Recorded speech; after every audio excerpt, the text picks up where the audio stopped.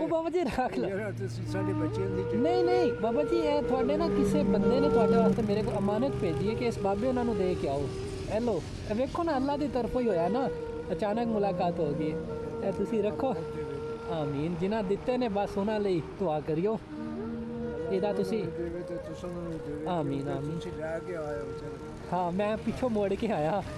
ਅੱਛਾ, ਮੈਂ ਕਹਿ ਰਿਹਾ ਸਮਾਨ ਕੋਈ ਵਧਾਉਣਾ ਚਾਹੁੰਦੇ ਹੋ ਇਹਦੇ ਤੇ ਕੁਝ? ਤੁਸੀਂ ਅਗਰ ਟਾਈਮ ਦਿੰਦੇ ਹੋ, ਮੈਂ ਕੋਈ ਸਮਾਨ ਐਕਸਟਰਾ ਲਵਾ ਦੇਵਾਂ।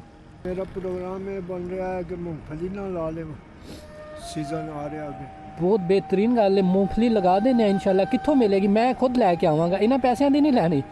ਇਹ ਤੁਹਾਡੇ ਨੇ। ਤੁਸੀਂ ਮੈਨੂੰ ਦੱਸੋ ਟਾਈਮਿੰਗ ਮੋਬਾਈਲ ਹੈ ਤੁਹਾਡੇ ਕੋਲ? ਜੀ ਜੀ ਹੈ। ਮੈਨੂੰ ਦਿਓ ਨੰਬਰ ਹੈ, ਸਵੇਰ ਲਾ ਦੇਵੀਓ ਮੂੰਗਫਲੀ। 1 ਜਾਂ 2 ਦਿਨਾਂ ਦੇ ਅੰਦਰ ਤੁਹਾਨੂੰ ਇਹ ਸੈਟਅਪ ਬਣਾ ਕੇ ਦੇਵਾਂਗਾ।